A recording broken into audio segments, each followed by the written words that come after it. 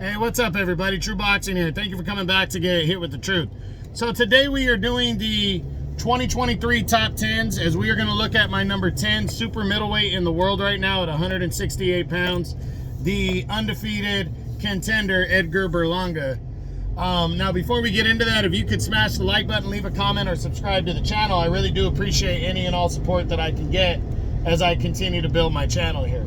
So, Berlanga entered the year at number 10. You know, it was tough because the division wasn't as good last year in terms of depth. So I kind of gave him the top 10 spot, and this year it was tough to split between some of the other fighters, but I felt like he's fought a couple guys that are veterans that have been around, and he's gotten the victories. So just because of that, you know, and because of maybe his star power, I do have him right there again at number 10. It's not a locked in number 10. I don't feel like it's an absolute, oh yeah, for sure it's him.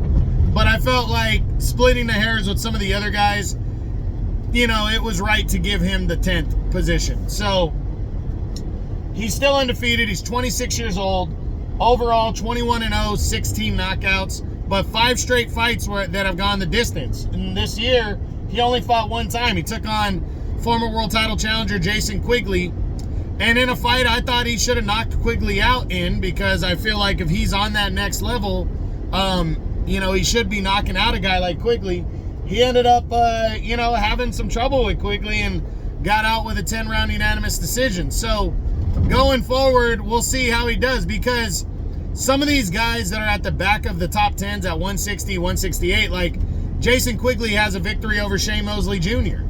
And I have Shane Mosley Jr. sitting at the back of the top 10 at 160. So, you know, it's just one of those things, you know. But is Berlanga going to show us that he's on that next level? We have to wait and see. His highest ranking right now is number 4 by the WBO and number 6 by the IBF. He's fighting a guy named Padraig McCrory, who's an undefeated older fighter at 168.